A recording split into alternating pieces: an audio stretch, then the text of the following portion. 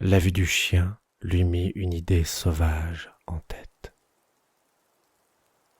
Il se souvint de l'histoire de ce type pris dans le blizzard qui avait tué un bœuf et s'était rencoigné dans sa carcasse. Il avait eu la vie sauve comme ça. Il n'avait qu'à crever le chien et plonger ses mains dans son corps chaud jusqu'à les guérir de leur engourdissement. Alors il pourrait monter un autre feu. Il parla au chien et l'appela à lui.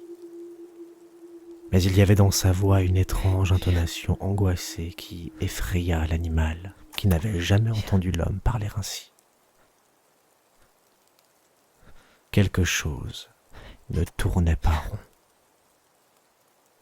Et sa nature suspicieuse flairait un danger. Il ne savait pas quel danger, mais quelque part, de quelque manière, dans son cerveau crut une inquiétude vis-à-vis de l'homme. Il replia ses oreilles au son de la voix de l'homme. Celui-ci se mit à quatre pattes et rampa vers le chien. Cette posture inhabituelle continua d'exciter sa suspicion et l'animal s'éloigna à petits pas. L'homme s'assit un moment dans la neige et lutta pour retrouver son calme. Puis il enfila ses moufles avec ses dents et se leva. Il baissa d'abord le regard pour vérifier qu'il était effectivement debout car l'absence de sensibilité dans ses pieds le privait de relation au sol. Le simple fait qu'il fût debout commençait à chasser les suspicions de l'esprit du chien. Et quand l'homme s'adressa à lui autoritairement avec des claquements de fouet dans la voix, le chien recouvra son allégeance coutumière et s'approcha de lui. Doucement, le chien. Dès que le chien fut à portée de main, l'homme perdit le contrôle. Ses bras se jetèrent sur le chien et il fut sincèrement surpris quand il se rendit compte que ses mains n'étaient pas en mesure de l'attraper, que ses mains ne pouvaient ni se replier ni rien sentir. Il avait oublié l'espace d'un instant qu'elles étaient gelées et qu'elles n'arrêtaient pas de geler. Tout ceci se passa très rapidement, et avant que l'animal ne puisse s'échapper, il l'encercla de ses bras. Il s'assit dans la neige, et dans cette position tint le chien qui grognait et gémissait et se débattait. Mais c'était tout ce dont il était capable. Tenir son corps encerclé dans ses bras et rester assis là. Il se rendit compte qu'il n'était pas en mesure de tuer le chien. Il n'avait aucun moyen de le faire. Ses mains impuissantes ne pouvaient ni tirer, ni tenir son couteau à gaine, ni étrangler l'animal. Il relâcha le chien qui détala farouchement la queue entre les jambes en continuant de grogner. Il se tenait à 40 pieds de lui et l'inspectait avec curiosité, les oreilles toutes dressées vers l'avant. L'homme baissa le regard vers ses mains pour les localiser et il les trouva pendus au bout de ses bras. Il se dit que c'était curieux de devoir utiliser ses yeux pour retrouver ses propres mains. Il commença à balancer ses bras en avant et en arrière et à battre ses moufles contre ses flancs. Il fit ceci pendant 5 minutes avec violence, et son cœur pompa suffisamment de sang jusqu'à la surface de son corps pour mettre fin à ses tremblements. Mais aucune sensibilité ne revenait dans ses mains.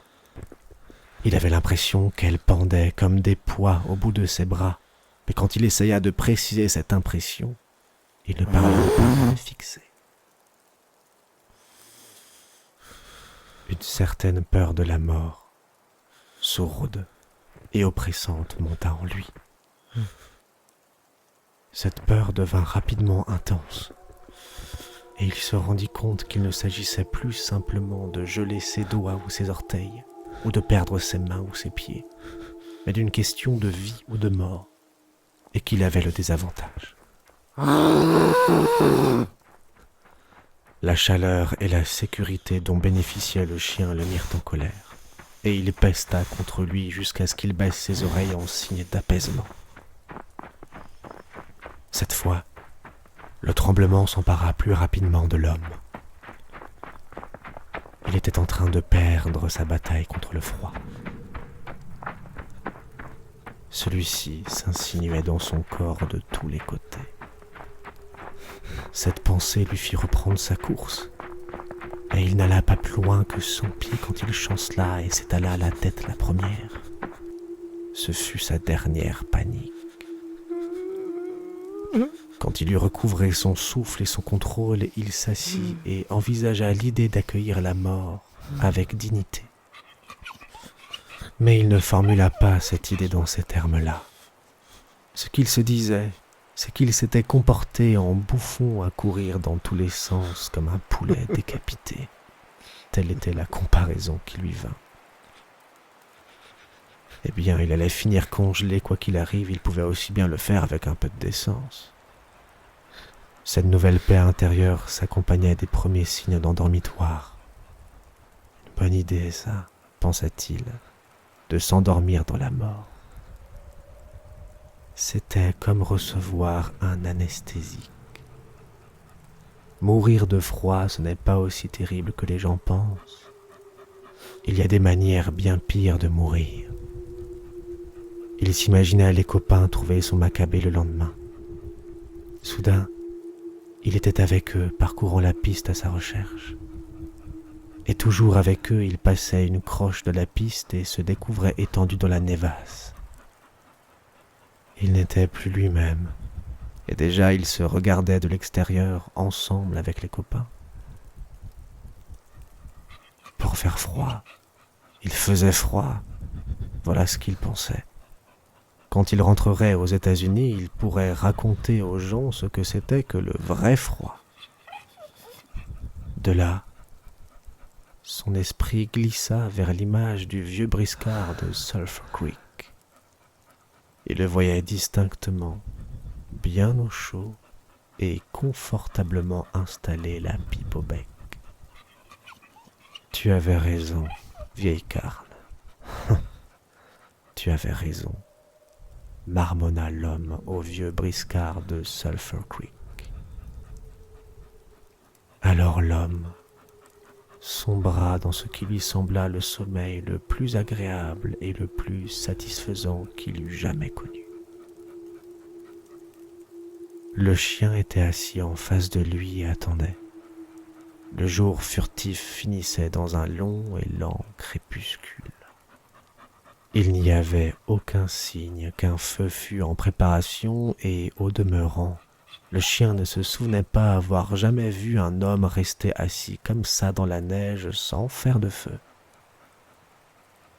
Le crépuscule avançant, son désir impatient de feu le domina, et levant alternativement les pattes avant, il gémit doucement, puis baissa les oreilles dans l'attente de réprimande de l'homme.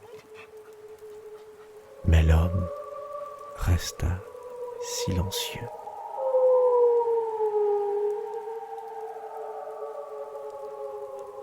Plus tard, le chien gémit plus bruyamment. Et plus tard encore, il rampa jusqu'à l'homme et sentit l'odeur de la mort.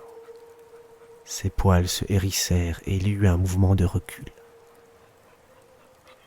Il resta un temps à hurler sous les étoiles qui bondissaient et dansait et brillait intensément dans le ciel froid. Puis, il fit demi-tour et s'en alla trottant sur la piste en direction du campement qu'il connaissait, là où se trouvaient les autres pourvoyeurs de nourriture et de feu.